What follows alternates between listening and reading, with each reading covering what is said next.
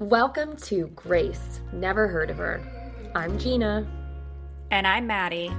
We're two moms, two friends, two overstimulated women navigating motherhood, new identities, and careers, all while challenging society's expectations and redefining what it means to do it all.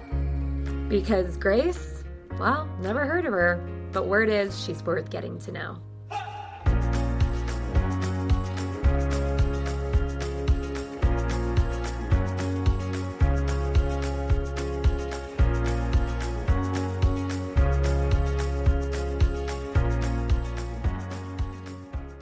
Welcome. We've got the husbands here with us today, Tyler and Chris.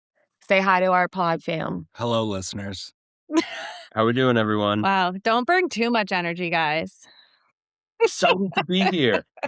Yes, super excited to be here. Long-time listener, first-time caller. Wow. Thank you for taking time out of your busy schedule for us. We are honored to have you guys here.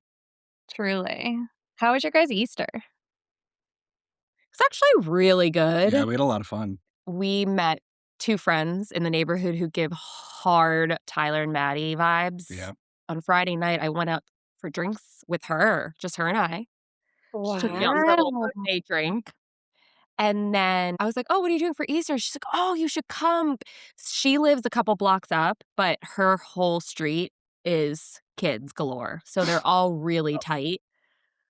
We don't have little kids on our street. So she's kind of pulled us into that crowd. And so the kids went and did a little Easter egg hunt. And there was dads. We sat on the back patio. It was cold, but it was sunny. And I was like, Chris, I feel like we're in Wolf Ranch right now. It was good. It was good vibes. Good vibes. The kids were all getting along. There was a ton of boys. And then our friends were like, do you guys want to come back to our house and just like have a drink? And I'm like, you know I do.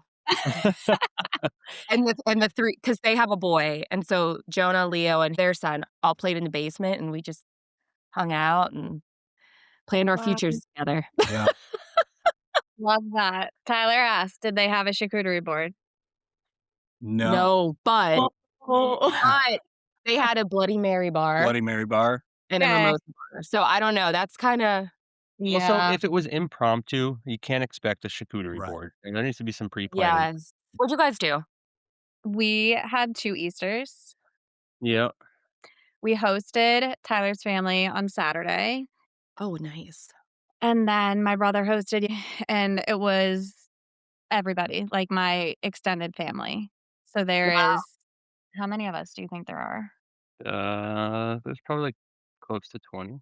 And then we have my brother and I have the oldest kids in the group, but then there's 3 babies. The youngest is 4 months. I didn't realize there were so many babies in your fam. Yeah. It's growing. Did Parker and Zoe like their Easter baskets? They did. Slippers were more of a hit. Crocs were a hit this morning, both of them. On drop at daycare, they were both excited to tell their teachers that they got Crocs from the Easter Bunny. So that's funny. Zoe's very concerned. She says every day. So she got a new pair of shoes for Christmas too, but they're too big. And so she checks every day if her foot has grown. That's adorable. That's so cute and pure. I know. Well, it hurts me a little bit every single day that I have to say, we're getting a little bit closer, but like there's still plenty of room before they actually fit. And probably got like 6 months. Yeah. Meanwhile, Parker's like blowing through sizes. He gets like new shoes all the time. And she's like, what the hell? Well, if it makes you feel any better, I put a ton of thought and effort into the Easter baskets, and the big excitement, gotta tell everybody at school, was silly putty. So, and it's like the bouncy kind. So I got hit in the head multiple times. Mosby got hit in the head multiple times. Not that I don't love catching up with you guys, but I feel like we have more important things to talk about. Yeah. Because Tyler and I need to catch up. We brought you guys on because obviously Maddie and I every week talk about our perspectives and our experiences. And we thought it would be really interesting to have a male perspective. And not for any other reason than just to maybe see things from a different lens or hear things that we didn't know that was truly going on in your world. And maybe it'll help somebody else who's potentially going through this stage of life that needs to get into the male brain. We did ask some listeners if they have certain topics that they want us to hit on, and they do. Amazing. They do. So we will get into all of that. But first, why don't you guys introduce yourself and tell us a little bit about you? Chris Sweet, linebacker, Western Michigan University. Father of two, as you guys would know. Gina and I have been together a decade now. Mm-hmm. It's crazy. Grew up in Michigan, then moved over to Chicago. Then we did our stint in Texas where we met these lovely folks, and now we're back. I'm a big tattoo guy. I'm very, very covered, and that's where I spend any disposable income that I find. So, And it is not a controversial Oh. topic in this house. It is No. not. no, not Definitely. We don't ever argue about it. not at all. And then what do you like to do for fun? I'm getting back into my art. You know, there was a stint there when becoming a new dad where it kind of fell off and lost that creative side for a little bit. But over the last few months, I've been prioritizing getting back into painting, sticker design, tattoo design, things like that. So you can follow me at Chris Sweet Designs on Instagram if we're already doing promos. I was literally about to be like, okay, shameless plug. Tyler? Oh, good morning, everyone. Tyler Zarico here. I grew up in Massachusetts and pretty much stayed there until, actually, Maddie and I both met when we were in school together, which you guys might already know that. Go Um, Bulldogs! um, but we had our little Texas stint as well, and then we moved back here and settled in. I think for good. We'll see. What do you do for fun? Um, What's your most recent? oh man, hobby? I don't know if we. Tell the I don't listeners, know if I Tyler. can. All right. Well, let's see. I'll say first, I really do enjoy being outside, and skiing is probably my number one hobby. Grew up ski racing. We had to take a little hiatus when we moved to Texas, so I was very excited when we moved back to be able to get back into that. My most recent hobby, I'm digging back down into my childhood roots here, and I have unearthed my Pokemon collection. Yes. And I am attempting to create an eBay storefront with that collection and potentially expand to buying and selling vintage. Restoration. Yes. Yes. Wait, Okay. I'm very listen, excited I about am this. so supportive of Same. this because my brother got into the Pokemon space, which I think you guys know, and Yeah. there's significant money to be made. Yeah. So There is. It's kind of crazy right now. how do we invest in your business? I don't know yet. I haven't. We haven't need figured out those Pokemon logistics. cards. Yeah, we need Pokemon Okay, well, cards. Leo's got them. We need Right. the old ones, the like 90s Trying to ones. focus on the old ones, but we'll see. There's a limited market for that, so we'll see. We'll see Right. how this transpires. But we've made about 25 sales so far, so Whoa! Tyler, we're getting some movement. We'll see that's how so cool. but yeah. So that's kind of the to Chris's point. I feel like obviously hobbies and interests have taken a bit of a pause with the newborns and the little ones, but I feel like this year tried to focus a little bit more on getting back into something that once was something of enjoyment for ourselves. So I love that so much because I'm forcing it onto Leo right now too. yes. And we got to hook you up with her brother because he sent a PSA 10 Charizard for his birthday. No way. And I was like, that's going to stay up on the upper shelf in my room You're like- because we got to pay for college one day. So I actually think that's a really good segue. You guys talking about how having little ones kind of changed Yeah. your life. So let's start from the beginning. Chris, you obviously have 2 kids. I do. Did you always know you wanted to be a dad? Yeah. I definitely always just anticipated it. I was always kind of under the impression like, "Oh, you grow up, you become a parent." That's kind of the mentality. I think I was a little dumb about it or oblivious to what it takes to be a dad. Just I didn't have necessarily father figures growing up, so I didn't know what that entailed. And when I did, it was a little bit of a rough go. So I always expected it, but I didn't necessarily know what it would take to become a dad. Tell us more. I don't know. I think I my closest brother was born when I was 12.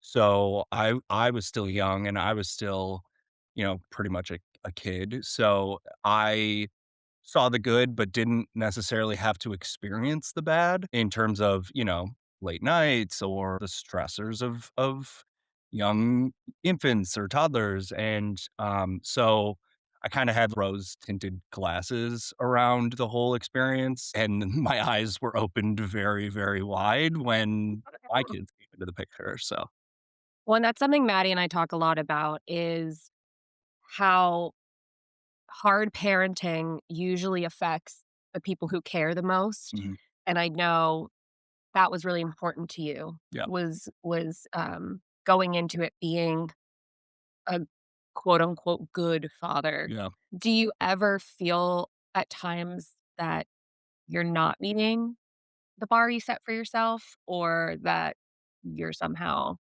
failing at being a dad? Yeah, constantly. I think that, like, is standard protocol, but that stems more from a perfectionist mentality than anything. I think it's very much you wanna be what you didn't have, and anything that even rubs towards what you experienced, you're immediately feeling like you're failing because It it just correlates back to what you experience. Maybe feeling's too extreme, but I definitely feel like I'm not hitting the bar, um, more often than not, unfortunately. Well, I know it probably doesn't matter, but I think you hit the bar every Thank day. you. Thank you.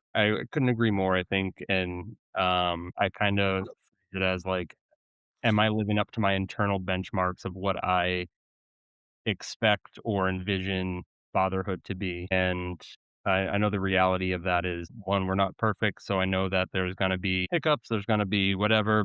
Trying to kind of balance the holding myself to those standards and knowing that, hey, perfectionism is probably just as bad if you're trying to just hit that mark, you're never gonna achieve it. So it's just kinda like putting your best foot forward each and every day and hoping that you're instilling what you envision as the important things for your kids. Exactly. Well, and you also talked about some of the generational aspects of what those benchmarks now look like for you, because I think for past generations, those benchmarks were different. And we were the first in both of our friend groups and families to have kids. So, what did that experience look like? And what do you consider the benchmark for yourself?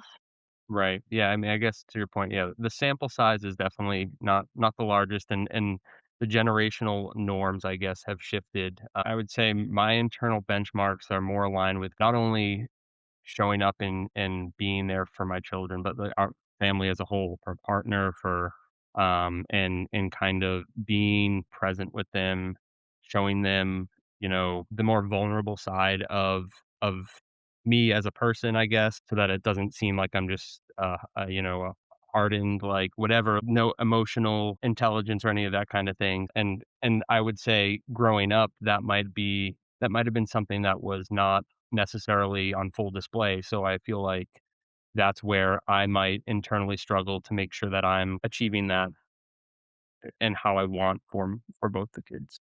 Yeah. Sounds like you guys put a lot of pressure on yourselves. Yeah. I mean, obviously, that's very much the case in most things that I'm passionate about. It it becomes high pressure even if it doesn't necessarily need that pressure. What are you afraid of? What's the outcome that you're trying to avoid? Good question. I think following in the footsteps of what I experienced, there have been times where I snap at Leo. It's usually Leo, to be fair. It's always Um, Leo. but, there have been times where I've snapped at Leo and I've just, like, flashed back to what I experienced, and it it's almost devastating. Like, it's just like a self-fulfilling prophecy kinda thing where I put in all this work, both internally and externally, to become not what I experienced, and then, sometimes things slip through the cracks and I'm just devastated about it. That's also something Maddie and I talk frequently about is we're going to slip up. Yeah, We're going to snap. All have a threshold, and some kids, Leo, take us to that threshold more often than not. yeah, But what's more important than anything is the repair. mhm. And I've seen you do that time and time again, apologizing, trying to have that moment of connection after the fact. So just remember that when you're being really hard on yourself, that we're all going to end up in that same place. And I literally snapped at my children this morning. So you're Good, you're not alone in it either. good. I think I just whisper under my breath every like Monday morning, "Get the fuck out of my house." Tyler, I have a question for you. Yes. Something that I feel like is kind of known, but Chris and I have talked about is society and how they show up for dads the way that they show up for moms. I'm talking through pregnancy, post pregnancy, into multiple stages of life. Do you think that there needs to be a shift in how society supports dads? If so, what would have support looked like for you? Actually, I think this closely aligns to what we were just talking about too, is I feel as though for me, reassurance is probably the the thing that would stand out the most in that sense because that's my internal benchmarks and how I'm measuring myself. Like, I don't know where does that fall in line with everyone else, with what expectations are actually externally. So I feel like a little bit of reassurance goes a long way, and I know that should probably be reciprocated for both of us. I feel like we talk about, each and every day we're gonna have different obstacles, different challenges. It's gonna be not gonna be someone's best day. So I think the reassurance aspect, in general is probably the biggest thing, just to kinda know, like, "Hey, might not be completely hitting the mark, but, we're putting our best foot forward, we're doing the best that we can, and that's what I think would feel good for me. I know you were just saying goes both ways, but do you think dads in particular need more reassurance? Like, do you feel you were more unsure of yourself or your abilities as a dad than me? Or what's your perception there? Yes, I think, I mean, I could be wrong in this opinion or statement, but I feel like instinctually women probably have, um, a better capacity to work with or understand the little ones, or it just doesn't come as naturally to me or just in general. So I feel like that is in the back of my mind of like, hey, are the decisions I'm making, are the approaches I'm taking what should be or are best for the kids? Which I think is super interesting because Gina, I know we've talked a lot about this, like talking about like connecting with your kids and not having that. I think that's probably a huge misconception that women just naturally know what to do or part of what we were conditioned is to just be nurturing or to have to take that pressure, that role on. And so I think it's interesting to hear that because I think for me, like I didn't, nothing felt natural for me. I don't know, Chris, how you felt. The fact that I had younger brothers at an relatively older stage, I was changing diapers in middle school and high school, so, like, my perspective was always, like, "Oh, I'm set, I'm good," I'm prepared, I know what is coming, And I know that Gina didn't have that same sort of experience. Like, she had not been around little kids. So think I think my perspective was a little unique there because I came in feeling a little bit more confident than I probably should have, and felt like I was going to be more of a resource for Gina a little bit, just from a tactical perspective, not from a emotionally savvy perspective. Did reality meet expectations? No, and I think that kinda stems back to what I was saying like, with the rose-tinted glasses. It's like being an aunt or an uncle. Mm. I only saw the good. I didn't experience the difficulties of, you know, you're driving and there's a blowout. Like, those were things that I just didn't have to deal with when I was that young. So I don't think my expectations were right. Well, and I think it's interesting what you were saying, Tyler, about the reassurance piece because Maddie, as you mentioned, we're we're self-doubting or we're doubting ourselves mostly. And so I think sometimes we, look to our partner to be like, you're doing a great job, but you're also having your own experience. You're also having your own insecurities. So I can only imagine putting myself in your shoes. You're trying to navigate this new dynamic that you're not Mhm. used to. And then on top of that, you've got me being like, "No, do it like this. Say it like this. No, we can't yell. We can you have to let him cry it out." There's a lot I feel like there's probably a lot of information coming at you all at once. Mhm. And I'm curious how you filter that information into kind of like work mode versus taking it personal, or do you struggle with that? You know the answer to this. Yes, but our I, listeners don't. I struggle with this, like, there's no doubt. I was dealing with not to get too, like, in the depths of it, but I was dealing with a PTSD diagnosis, like, right when we started having kids. I think becoming a father sort of amplified a lot of those feelings, and so it was very hard for me not to take slip-ups or feedback or opinions personal. It still kinda is. But, from my the reassurance aspect of it all is very much what I think is lacking as a society for the dads, and like, to a point, justifiably so, because we're not the ones that bodies are going through all of this. We should be second thought or very much be the ones who are in a cheerleader support role. And if there's an ability to also find that reassurance from your friends, your family, whoever, I think that there should be a shift that way, but I don't think it should take away from what the mothers have to go through because it is truly traumatic. It's an and, right? We Right. talk about how it's not a but, it's an and because I do think there's a huge lack of support for dads and totally not discounting what a mom's body, what her hormones, what everything that's changing mentally, physically within her body. And honestly, what they say almost what 5 to 7 years after giving birth, there's still changes happening. But I do think you guys go through monumental shift. And I'm curious to know too, there's aspects obviously of our lives. We used to say we were busy all the time before Yeah. kids. And we were like, what were we busy with? But I think we had friendships and our own hobbies and our own lives outside of our relationship. And I'd be curious to understand if you struggle with missing that piece of your life now or if it's kind of been rewritten or what that looks like.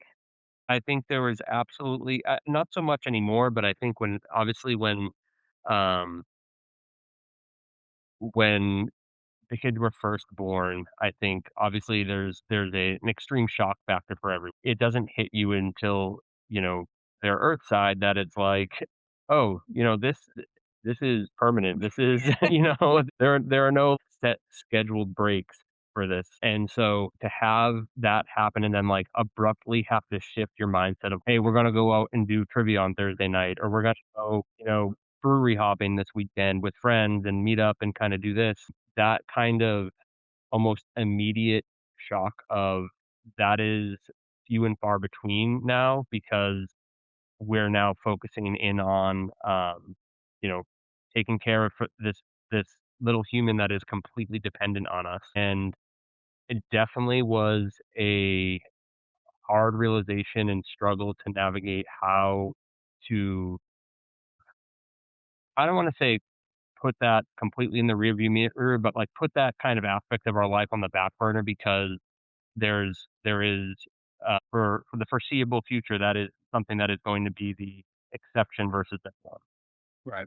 Just hearing both of you, correct me if I'm wrong, obviously, but I'm sure there's an aspect of this where I think it's more acceptable in society for women to be emotional, hormonal, struggling, needing that help. But I feel like it's not accepted when men reach out for that support. It's like you're tired, but your wife is more tired, or you're struggling. Think about everything that your wife went through. So I can only imagine going through that in the back of your head, feeling like you're not allowed to experience it or you're not allowed to say it. Probably amplifies that even more. Definitely. Before we get into our next part of the interview, both of you have gone through 2 pregnancies, 2 postpartum periods with your amazing wives. What advice would each of you give to new dads, soon to be dads, dads in the thick of it? I would say the biggest thing to remember is what is actually happening with your wife right now, because there is so much that us as fathers and men would just not understand, like chemical imbalances and, the hormones rushes, that there is such a level of grace that is needed in those situations because it's very much out of your wife's control. She's doing the best she can with what she's got, and you need to be prepared to roll with the punches a little bit more than you might realize. AKA, you need to be prepared to get yelled at Yeah. and fought with for no reason whatsoever. Yeah. Yeah, 100%. I don't think I've ever been so mad at Chris than when I was pregnant. For, like moving too much in the No, bed. It was like the most random little things. in the last trimester, or sorry, not the last the last month, Maddie, I'm sure you felt like this too. I would just look at Chris laying in bed, just happy, and I would get pissed. I'm like, no, be fucking nice How dare to I? just lay and be comfortable and not pee every 2 seconds. Like, I know he couldn't control it, obviously, but at the same time, I'm like, you could never. How dare you be peaceful? I know. How dare you be comfortable? I'm a Yeah. Monster. And remember when I went in the night so we went in because I thought I might be in labor with Leo. Yeah. We got sent home and I ended up actually going in 4 hours later, but I couldn't eat candy because of my glucose test, and so I had like a whole stash ready. I had Girl Scout cookies. I had everything you can think of ready to go for like as soon as Leo exited my body. And I'll never forget, we were in triage, right? And they're monitoring me, and Chris is starting to break into the candy. I literally was looking up attorneys. Like, I was just like, this is not okay. This is not okay.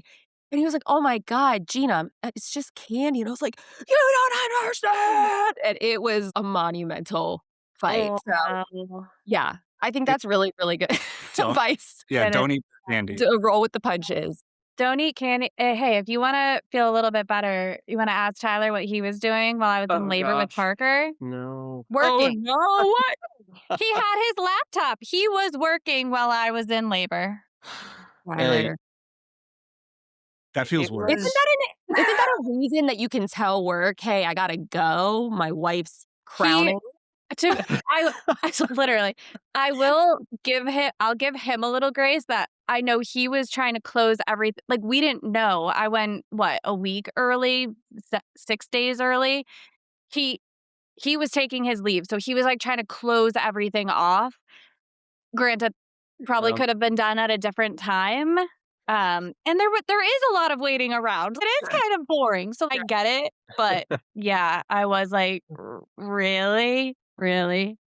oh, yeah, that was a But good on episode. that note, what advice would you have, Tyler? Well, I think Chris kinda nailed it on the head there. I think what I would add, and this is certainly something from a person who often struggles with communication skills, that communication is extremely important, even for like the smallest things, to not only kind of make sure that you're checking in with your wife to kind of understand where she's feeling physically, mentally, but also so that you can kind of be on the same page to make sure that you're taking on some things so she doesn't have to necessarily think about it. You're sharing the load of, from a mental standpoint, because physically you can't share the baby growing in her belly. So, I feel like that is something that I wish I had focused on more to kind of help her out and help us navigate that whole,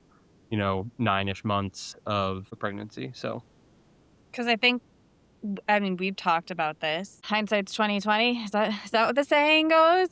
Because I think it's funny to hear. Well, it's not. It's not funny. Like we have such better communication now, and I think we've both learned we're not mind readers of each other. If we need something, we need to be direct and communicate our needs. But I think there's just something about your hormones and being in the thick of it and everything being so raw and new that we struggled with that even with Parker. Like, Mhm. I yeah, think within the last year is really when we've been able to kind of prioritize that communication. And I don't know if you guys have felt similar with some of this. Definitely. Yeah, I would say 1,000%. And even now, I can't put my finger quite on what was so triggering in those early days where, Tyler, you said it perfectly. You can't support us physically. Well, you can give us massages and rub our feet, but you can't take the baby out of our bodies or the discomfort as we're healing away. But that relieving the mental load, the good old mental load, that's huge. And I just similarly, Maddie, I feel like we've gotten to such a better point in just being able to balance that more versus, you asking me what needs done because that just adds another. Now I have to come up with a checklist, right? So I know that's something that a lot of couples struggle with is feeling that imbalance of Totally. mental load. Yeah. Okay, we're doing a lightning round. Okay. So we're going to just ask questions Hit me. and you guys got to answer them. Let's Okay. see if we can follow directions. oh gosh. Oh, I knew we couldn't get through this interview without a troll from Maddie. All right. Maddie, you want to start? Sure. How many times, Chris, have you faked sleeping or going to the bathroom so that Gina had to handle something? Do I just give a number Well, or yeah. I would imagine like the sleeping, no. It's usually I'm just sleepy or slowly waking up. The bathroom probably more. Chris lives in the bathroom. That's his second home. Whenever I need to like just take a second, I just go in the bathroom. I'll be like, "Are you okay? Do we need to get your stomach checked? This is your 16th visit to the bathroom." I do have a small bladder. So, Oh, it's kind of a Lord. bad mix. I'm right there with you. Don't worry. You're not alone. I feel like, I guess, if I'm to answer that, yeah, definitely not necessarily the sleeping aspect, but Porcelain Throne is a place of peace and quiet. And so, sometimes it's a little escape pod. I would like the record to show, just listen to a podcast. They said the average person with a healthy gut should be pooping less than 5 minutes or under a minute is really how long it should take you to poop. So, ladies, if you've ever timed your husbands, How many Hold on. times a day? that's it. I Yeah. don't know that she mentioned that. Well, stop hiding is the consensus here. So, Or at least I'm gonna start doing that. yeah. Well, I will say things have kind of changed because we don't have an ensuite bathroom here. They're 2 hallway bathrooms. It gets very busy.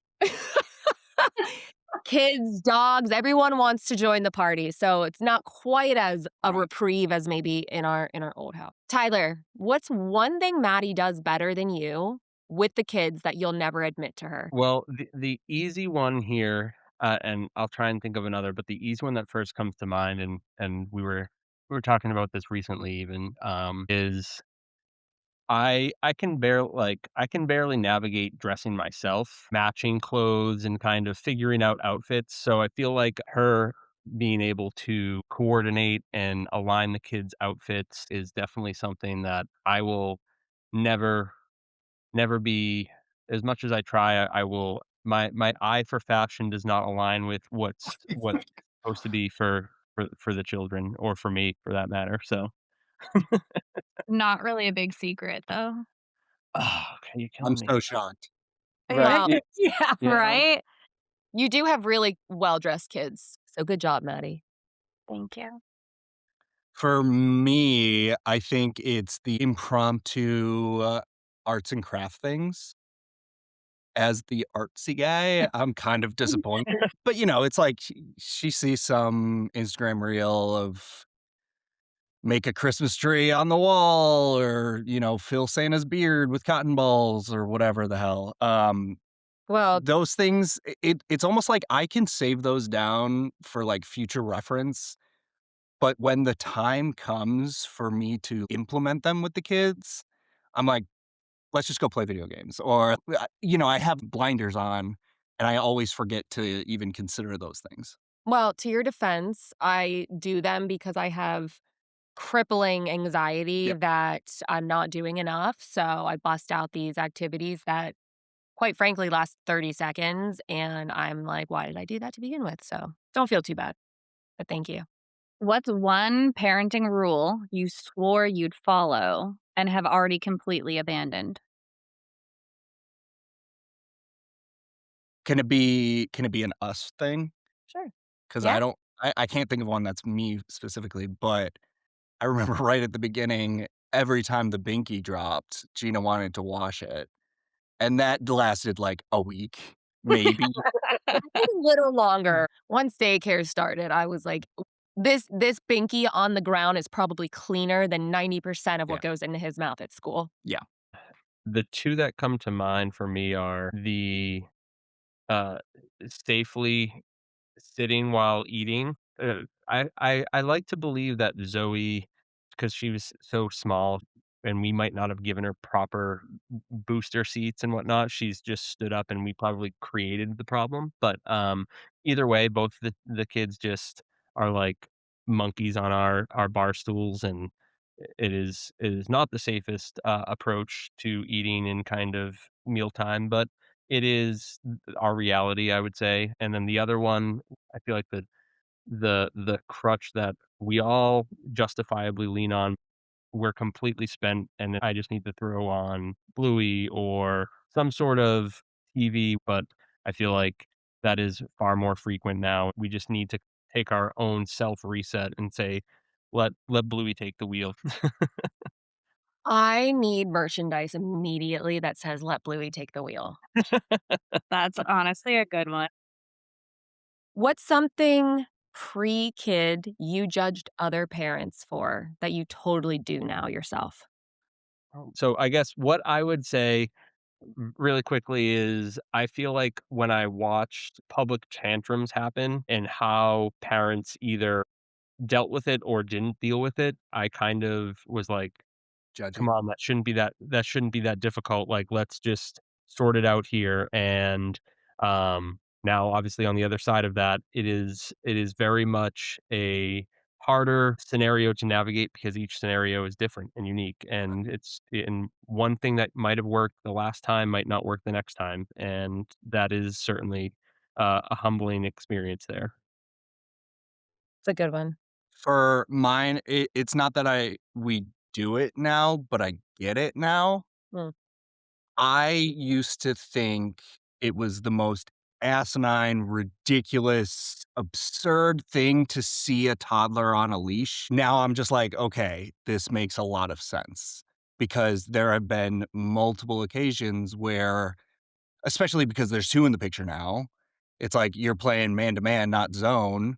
Yeah. And you literally, put Jonah outside the car door and go to grab Leo, and he's sprinting off into traffic. I'm like, a leash here would make a lot of sense. For sure. We actually talked about that recently on one of our pods, how it's really safety. It's not control. It's not lazy parenting. It's I need to keep my kids safe. Especially if you have a spaz. And Yeah. they make them stylish now. They're like backpacks that Yeah. can carry the snacks. We were walking into an office with both kids, and Jonah, as Maddie knows, he's in his like I need to walk era. Do not pick me up.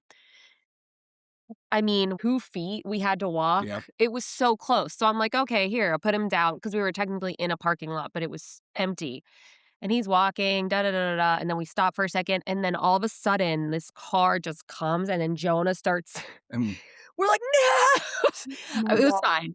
But it was just like in that just split second, we're like, how did this happen? It was Yeah. empty. And then all of a sudden, you're about to get hit by a car. It's crazy. should have had a leash. Should have had a leash. What's the pettiest argument you guys have had since becoming parents? We get very tit for tat on sleeping in. Because one of us does and one of us doesn't. I'm a sleepy boy. I can't help it. I would agree because I don't know if I can necessarily point to a specific argument, but I would say in general, I feel like we've identified several arguments that feel like the biggest thing in the moment, but then in the grand scheme of things, what our day is, what our schedule is, they didn't really impact anything. And so it's just silly to look back on and be like, we were about to be at each other's throats about this, and it didn't really matter at all. Well, That- because that's not what it was actually about, Wow. right? Well, that's a Tell us more about it, Maddie. Maddie has some Right. Well, words. I feel like those petty arguments are the buildup of my needs Right. aren't met. We're It's gonna always underneath. Yeah. yes. We actually had a pod follower write in about one of their pettiest arguments about leaving clothes on the bathroom floor. Mhm. What are your thoughts on that, gentlemen? It's awful. It's awful. You doing it is like the male species is Oh. awful. I would say you do it more than I do. Whoa! Wow. Listen, don't let this like nice dolled up get up fool you. She's kind of a slob sometimes. And the amount of clothes everywhere, What? half-eaten like food just laying around on the counter for hours on end. Yeah, peek behind the curtain, listeners. This is the first and last time you will ever be on this podcast. That's a little Tom Petty, argument for you right there. There you go. We have a laundry basket in our bedroom that Tyler puts clothes in front of and next to. Yeah, What, Tyler? because it might not be dirty, right, Tyler? Yes. Okay. Yes. Yes. I'm sorry, the last 6 outfits you've worn are not all wearable No. again. There is a system. Let Tyler answer. You give it the sniff test and you're good. Oh yeah, please put your holy underwear next to the laundry basket. There is a system, and if there is lightly worn attire, it might just hang around for a little bit because there might be an opportunity. Like Then hang it up, put it away, fold it. Wow, this is getting sassy. Last question. You have to choose solo parenting for a weekend or an 8-hour family road trip. this might not be type of answer you'd expect because although I think it might be a more difficult overall experience, the family road trip, I personally would get more excited to be traveling somewhere and like experiencing something new. So regardless of how miserable or difficult the car ride may be with the children, I feel like the end goal is worth it more for me than in putting up with what might have to happen in that 8-hour span. Fair. That makes perfect sense. Polar opposite for me. I'd Really? much rather solo parent for a weekend. I'm in my own domain. I'm in charge. There's no one to, you know, critique my parenting. What? I'm not saying you do. I'm just saying, Yeah, like, Leo critiques your parenting? sometimes. But the solo parenting, while hard, is a lot harder when you're doing stuff. Gina, go book yourself a weekend getaway. For Mother's Day, I haven't asked Chris yet, but I'm going to ask you now. For Mother's Day, I would like a hotel room Got it. Sold. for a night. I want to just go chill by myself. Maybe 2 nights. Gina, 2 2 nights. nights. Solo. nights. You can have your precious solo It's weekend. Mother's Day, not Mother's. Mother's Day weekend. You are digging yourself into a hole. Instead of a redemption arc up, you are just nose diving into the ground. Oh, Right now. Kind of like the Lions. Oh, wow. Boy. Oh boy. I was Those are honestly, fighting words. the two things that I was expecting on this podcast recording were some sort of Debbie conversation, because Debbie comes up in every conversation, and a Lions taunt from Maddie. So you got one of two. Do not speak ill of Debbie on this podcast. Sorry. No, I know. We all love Debbie. Thank you guys so much. Seriously, fun. this was Yeah. really fun. And I think it's really cool to get inside your brains. Do either of you have any last words that you want to say to our listeners? I think what you guys are doing here is great. I think you guys have this dynamic that is awesome, and the vulnerability that you guys show towards mothering is amazing. So All right. Somebody's trying to dig themselves out of that hole. So I good have job. to. And he nailed it. I'm not even going to add anything because 1, I am awful off the cuff, but 2, Chris he hit the nail on the head for you guys. I think this is something special, and you guys are crushing it. Thanks, guys. Tune in next week for. We Don't see you forget next to week. bill your therapist. Insurance. Bill your insurance. Whatever. Billing the therapist. That should be a new approach. Yeah, start paying me. Reverse psychology there. Well, back to our regularly scheduled programming next time. And that concludes your free therapy session, brought to you by 2 people with lots of opinions and 0 certifications. Don't forget to bill your insurance, emotionally or otherwise. And be sure to follow us on Instagram at GraceWhoPod. That's Grace, WHO Pod. Tune in next time for another deep dive into something we'll probably overthink and under-resolve. And while our search for grace continues, let's at least try to find a little joy in between.